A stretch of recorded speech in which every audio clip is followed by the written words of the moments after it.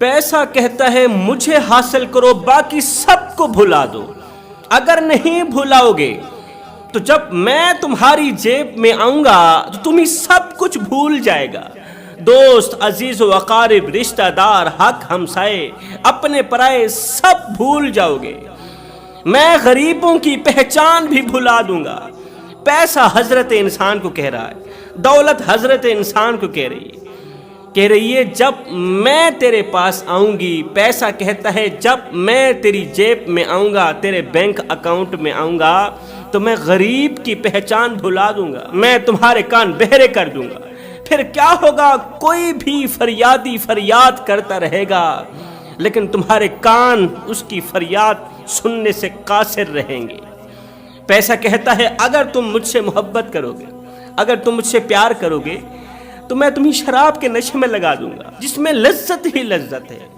اگر تم مجھ سے اور زیادہ محبت کرو گے تو میں تمہیں اور زیادہ لذت کی طرف لے کے جاؤں گا۔ اب جو بات کہنا چاہ رہا تھا وہ یہ ہے کہ پیسہ کہتا ہے مجھے حاصل کرو، باقی سب کو بھلا دو۔ وقت کہتا ہے میری قدر کرو، میں قیمتی ہوں، تم مجھے ضائع کیوں کر رہے ہو؟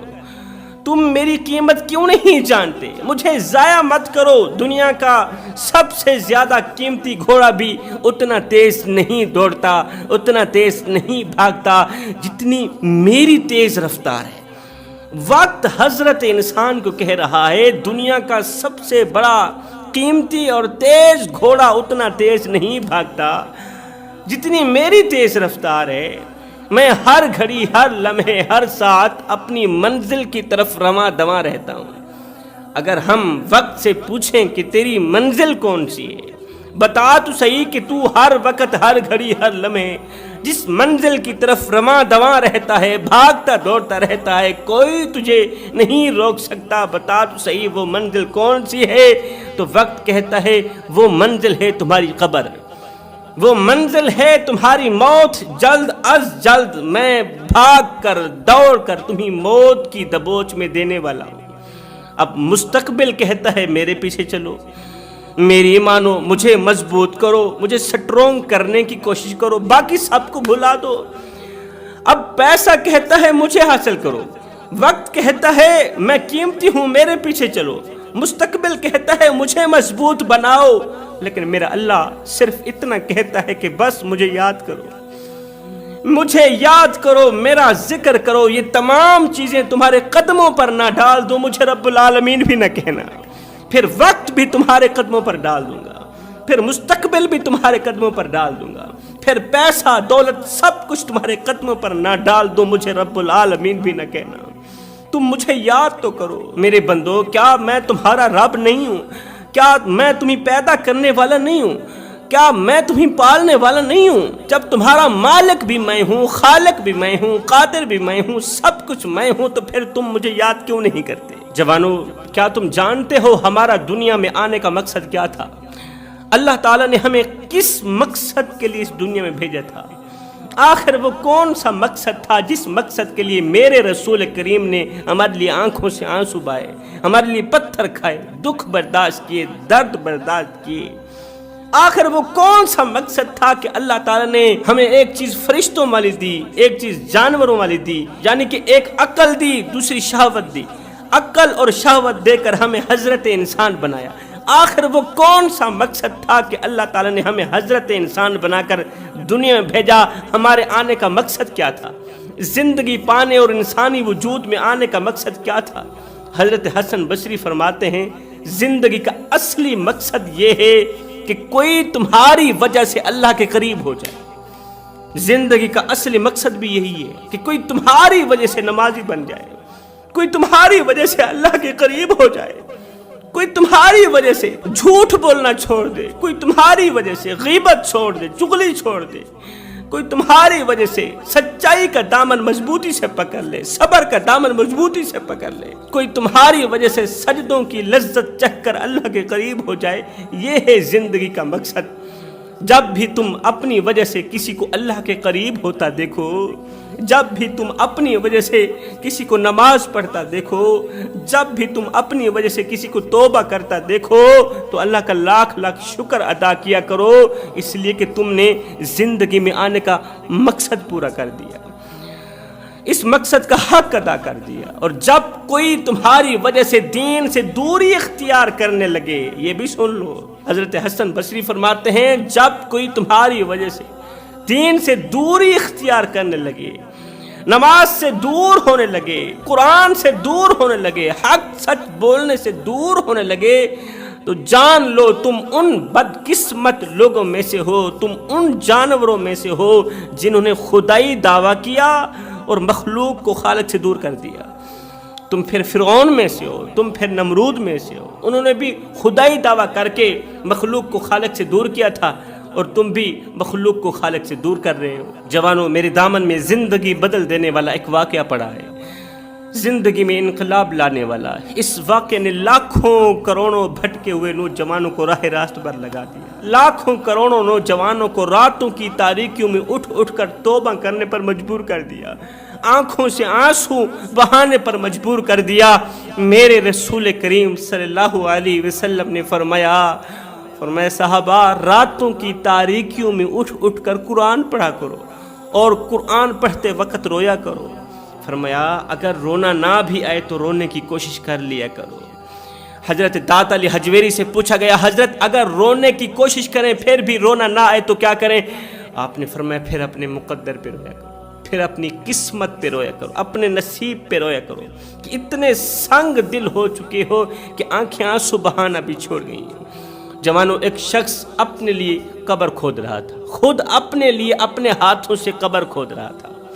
سیدنا عیسیٰ علیہ السلام کا دور مبارک ہے، آپ کے دور کا ایک دکھی شخص تھا جو اپنے لیے قبر کھود رہا تھا۔ سخت گرمی کا موسم تھا، کڑکتی دھوپ تھی، تتی ریت تھی، تتی ریت پر کھڑے ہو کر اپنے لیے قبر کھود رہا تھا اور ساتھ میں کہہ رہا تھا کہ شکر ہے آج اس دنیا سے میری جان چھوٹ جائے گی، کیونکہ اپنے ہاتھوں سے اپنے لیے قبر کھود رہا ہوں، میں مر کر قبر میں چلا جاؤں گا، پھر اس دنیا سے میری جان چھوٹ جائے گی، آج میں غموں سے آزاد ہو جاؤں گا، آج میں دکھوں سے آزاد ہونے والا ہوں۔ اللہ تعالیٰ کا لاکھ لاکھ شکر ادا کر رہا تھا کہ آج مجھے پریشانی اور مصیبتوں سے چھٹکارا ملنے والا ہے۔ ہائے رہتا نہیں انسان تو مٹ جاتا ہے غم بھی، سو جائیں گے ایک روز زمین اوڑھ کر ہم بھی۔ آج مجھے دکھوں سے چھٹکارا ملنے والا ہے، ابھی وہ قبر کھود ہی رہا تھا کہ اتنے میں وہاں سے حضرت سیدنا عیسیٰ علیہ السلام کا گزر ہوا۔ عیسیٰ علیہ السلام کے ہی لمبے سفر کو جا رہے تھے، جاتے جاتے آپ کا بھی اسی قبرستان سے گزر ہوا جس قبرستان میں کھڑے ہو کر کڑکتی دھوپ میں تتی ریت کے اوپر ایک شخص اپنے لیے اپنے ہاتھوں سے قبر کھود رہا ہے۔ عیسیٰ علیہ السلام کا وہاں سے گزر ہوا۔ ہائے اللہ کے نبی حضرت سیدنا عیسیٰ علیہ السلام نے اس شخص سے مخاطب ہوتے ہوئے فرمایا، اے بندہ خدا کیا حال ہے؟ اے بندہ خدا کیا حال ہے؟ تو اس دکھی انسان نے جواب دیتے ہوئے کہا، کوئی حال نہیں، اللہ کی نعمتیں کھا کھا کر دانت ٹوٹ گئے ہیں، زبان اس کی ناشکری سے پھر بھی باز نہیں آ رہی۔ اللہ کی نعمتیں کھا کھا کر دانت ٹوٹ گئے ہیں۔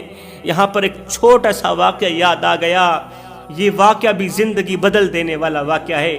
وہ ایک فقیر تھا، اس کے دل کا آپریشن ہوا نا تو 10 دن تک ہسپتال میں پڑا رہا، 10 دن ہسپتال میں پڑا رہا۔ 10 دن کے بعد ڈاکٹر صاحب نے 5 لاکھ روپیہ بل بھیج دیا۔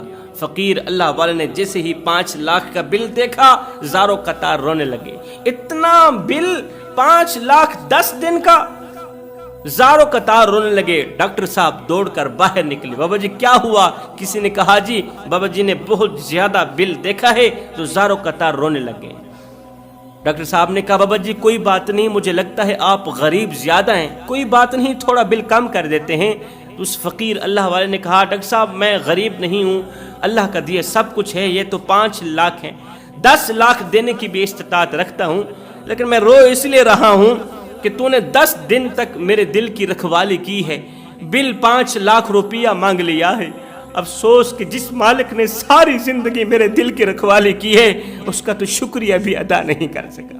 جس مالک نے ساری زندگی میری بھی رکھوالی کی، میرے بچوں کی بھی رکھوالی کی، ساتھ میں میرے دل کی بھی رکھوالی کی، اس مالک کا شکریہ بھی ادا نہ کر سکا۔ خیر، حضرت سیدنا عیسیٰ علیہ السلام نے اس سے پوچھا میاں کیا حال ہے، اور اتنی گرمی میں کھڑے ہو کر یہ قبر کس کے لیے کھود رہے ہو؟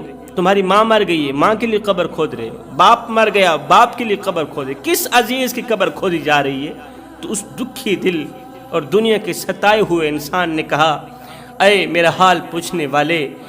اس شخص نے حضرت عیسیٰ علیہ السلام کو پہچانا نہیں تھا، وہ پہچان نہ سکا کہ میرے سامنے جو شخصیت کھڑی ہے یہ مردے زندہ کرنے والی شخصیت کھڑی ہے، یہ اللہ کا عیسیٰ ہے، یہ مسیح ہے۔ اس نے کہا اے میرا حال پوچھنے والے، میں دنیا سے بہت زیادہ تنگ آ چکا ہوں، تنگ آ کر یہ قبر اپنے لیے ہی کھود رہا ہوں، یہ قبر اپنے لیے ہی کھود رہا ہوں۔ یہ سن کر حضرت عیسیٰ علیہ السلام نے فرمایا لگتا ہے سخت گرمی کی وجہ سے تیرا دماغ خراب ہو گیا ہے، اس لیے تو بہکی باتیں کر رہا ہے، تیرا دماغ خراب ہو گیا ہے اس لیے تو اپنے ہاتھوں سے اپنے لیے قبر کھود رہا ہے۔ بھلا کوئی اپنے لیے بھی قبر کھودتا ہے؟ اس شخص نے کہا کوئی کھودے نہ کھودے میں تو کھود رہا ہوں۔ حضرت سیدنا عیسیٰ علیہ السلام نے فرمایا اے بندہ خدا، تو قبر تو تیار کر رہا ہے، یہ بتا کہ مرنے کی یعنی آخرت کی کوئی تیاری بھی کی ہے یا نہیں کی؟ قبر کے اندر کی کوئی تیاری بھی کی ہے یا نہیں کی؟ قبر روزانہ آواز دیتی ہے کہ میرے اندر بچھو ہیں، سانپ ہیں، اچھے اعمال لے کر آنا۔ قبر تو آواز دیتی ہے کہ میرے اندر اندھیرا ہی اندھیرا ہے، روشنی لے کر آنا، میرے اندر گرمی ہی گرمی ہے، اچھے اقدامات لے کر آنا۔ یہ بتا قبر کے اندر کے لیے کچھ اکٹھا بھی کیا ہے یا ایسے ہی جا رہا ہے؟ اس شخص نے کہا ہاں میں نے بہت کچھ اکٹھا کر رکھا ہے، میں نے قبر کے اندر کے لیے بہت کچھ اکٹھا کر رکھا ہے، جب وقت آئے گا تب دیکھی جائے گی، ابھی تو بس میں سکون کی نیند سونا چاہتا ہوں، سکون کی سانس لینا چاہتا ہوں، وہ سکون اسی قبر کے اندر ہے۔ ایسی نیند سونا چاہتا ہوں، ایسی نیند جس میں کوئی پریشانی نہ ہو، جس میں کوئی غم نہ ہو، کوئی ٹینشن نہ ہو، کوئی مصیبت نہ ہو۔ قبر کھودنے والا کہنے لگا نیند آئے گی تو اس قدر سوئیں گے کہ ہمیں جگانے کے لیے لوگ روئیں گے، لوگ چیخیں گے، چلائیں گے۔ حضرت سیدنا عیسیٰ علیہ السلام نے فرمایا اگر واقعی تو نے یہ قبر اپنے لیے ہی کھودی ہے اور تو واقعی مرنے کے لیے تیار ہے تو پھر تو ایسا کر کے میرے سامنے کچھ دیر کے لیے اس قبر کے اندر سو جا۔ اگر واقعی تو نے اپنے لیے ہی قبر تیار کی ہے تو پھر اس طرح کر میرے سامنے ہی اس قبر کے اندر تھوڑی دیر کے لیے سو جا، پھر دیکھ لے کہ قبر کے اندر تیرے ساتھ کیا کچھ ہوتا ہے۔ اس شخص نے کہا ٹھیک ہے، یہ کوئی مشکل کام ہے، یہ تو آسان کام ہے۔ اس نے جلدی سے اپنے سائز کی قبر کھودی۔ جب کھدائی مکمل ہو گئی تو وہ شخص قبر کے اندر جا کر لیٹ گیا۔ قبر کے اندر جیسے ہی لیٹا حضرت عیسیٰ علیہ السلام، آپ کو پتہ ہے زندوں کو مارنے والے تھے اور مردوں کو زندہ کرنے والے تھے اللہ تعالیٰ کی دی گئی عطا سے۔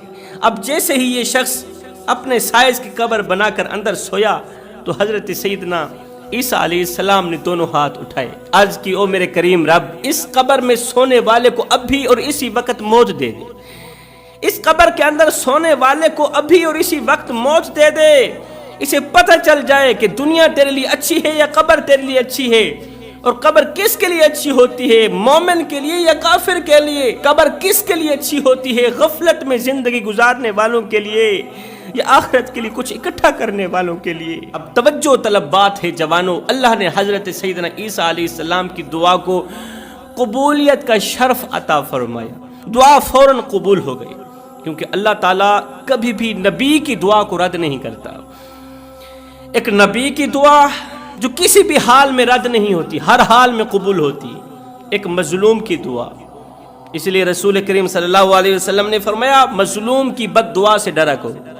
مظلوم کے اندر سے جب ٹھنڈا سانس نکلتا ہے نا، مظلوم کے اندر سے جب ٹھنڈی آہ نکلتی ہے نا، یہ آہ ہواؤں کو پھاڑتی ہوئی، فضاؤں کو پھاڑتی ہوئی، ساتوں آسمان چیرتی ہوئی عرش کا دروازہ جا کھٹکھٹاتی ہے اور اپنی بات منوا کر ہی دم لیتی۔ اللہ تعالیٰ نبی کی دعا کو بھی فوراً قبول کرتا ہے، مظلوم کی دعا کو بھی فوراً قبول کرتا ہے، اور والدین کی دعا کو، اولاد کے حق میں نکلی گئی والدین کے منہ سے دعا کبھی بھی رد نہیں ہوتی۔ والدین جب اولاد کے حق میں دعا کے لیے ہاتھ اٹھاتے ہیں تو اللہ تعالیٰ اٹھے ہوئے ہاتھوں کی لاج رکھتا ہے، اٹھے ہوئے ہاتھوں کو رد نہیں کرتا۔ عیسیٰ علیہ السلام کی دعا قبول ہوئی، ادھر سے دعا قبول ہوئی، ادھر سے اللہ نے اس شخص کو موت دے دی، موت دے دی، اس کے جسم کے اندر سے روح نکل گئی، وہ شخص قبر کے اندر لیٹا ہوا ہے۔ عیسیٰ علیہ السلام کی دعا کی وجہ سے اس شخص کے اندر سے روح نکل گئی، وہ مر گیا، وہ قبر کے اندر ہی مٹی کا ڈھیر ہو گیا، قبر کے اندر ہی مر گیا۔ اب اس شخص نے عذاب کو اپنی طرف آتے دیکھا، وہ تو مردہ ہو چکا تھا نا، عذاب کو اپنی طرف آتے ہوئے دیکھا، قبر کے اندر لیٹا ہوا ہے، مر گیا ہے، مردہ لاش ہے، عذاب کو اپنی طرف آتے ہوئے دیکھا، سانپوں اور بچھوؤں کو اپنی طرف آتے ہوئے دیکھا اس کے اکاؤنٹ میں ایک نیکی بھی نہیں ہے جو ان سانپوں سے مجھے بچا سکے، اس عذاب سے مجھے بچا سکے۔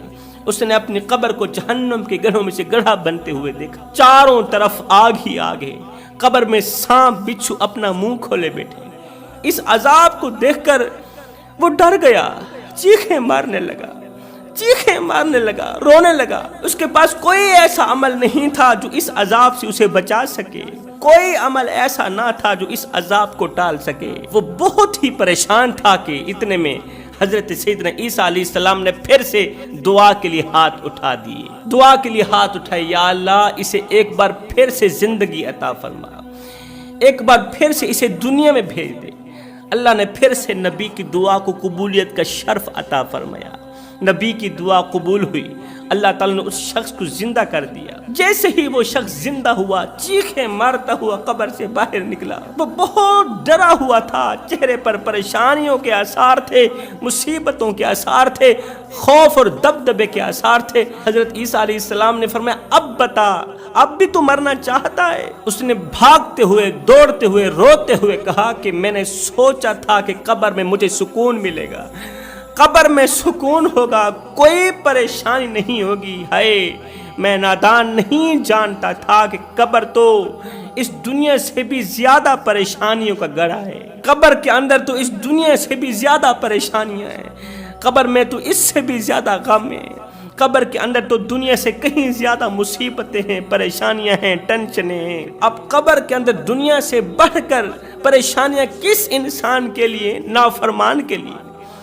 غفلت میں ڈوبے ہوئے انسان کے لیے، جو دنیا میں رہ کر اپنی زندگی میں دنیا کو سب کچھ سمجھتا رہا، آخرت کی پرواہ نہ کی، آخرت کے لیے کچھ اکٹھا نہ کیا۔ صاحب نہ کفن میں جیب ہے، نہ قبر میں الماری ہے، اور کمال کی بات تو یہ ہے کہ موت کا فرشتہ رشوت بھی نہیں لیتا۔ جب ایک گنہگار انسان، بدکار انسان، سیاکار انسان، غفلت میں ڈوبا ہوا انسان قبر کے اندر جاتا ہے نا، تو قبر کہتی ہے تیرا آنا نامبارک ہو، او بدبخت، او بدقسمت انسان، تیرا آنا نامبارک ہو۔ دنیا میں جتنے لوگ میرے اوپر چلتے تھے ان تمام لوگوں میں سب سے زیادہ مجھے برا تو ہی لگتا تھا، مجھے گندا تو ہی لگتا تھا، آج تو دیکھے گا کہ میں تیرے ساتھ کس طرح کا بھیانک سلوک کرتی ہوں۔ پھر قبر اس کے لیے جہنم کے گڑھوں میں سے گڑھا بن جاتی ہے، چاروں طرف جہنم کی کھڑکیاں کھول دی جاتی ہیں، چاروں طرف آگ بھڑکا دی جاتی ہے، سانپوں اور بچھوؤں کی سوا کچھ نہیں ہوتا، گرمی کی سوا کچھ نہیں ہوتا۔ اس لیے میں کہتا ہوں جوانوں، آج ہماری جوانیاں کس رخ پہ چل پڑی، آج ہماری جوانیاں کس سمت پہ چل پڑی، کس سائڈ پہ چل پڑی۔ ہے جوانی میں تو اس درد کو پیدا کرنے کی ضرورت تھی کہ ہم نے مرنا بھی ہے، جوانی میں تو اس سوچ کو پیدا کرنے کی ضرورت تھی کہ ہم نے قبر میں بھی جانا ہے، ہم نے قیامت کے دن اللہ رسول کو منہ بھی دکھلانا ہے۔ جوانوں، یہ زندگی کے لمحے تمہارے اور میرے لیے غنیمت، انہی لمحوں میں کچھ کر لو، انہی لمحوں میں کچھ اکٹھا کر لو، خدا کی یاد اور محبت کے دیے اپنے دل میں جلا لو، معلوم نہیں پھر فرصت ملے نہ ملے، معلوم نہیں پھر یہ زندگی کے لمحے ملے نہ ملے۔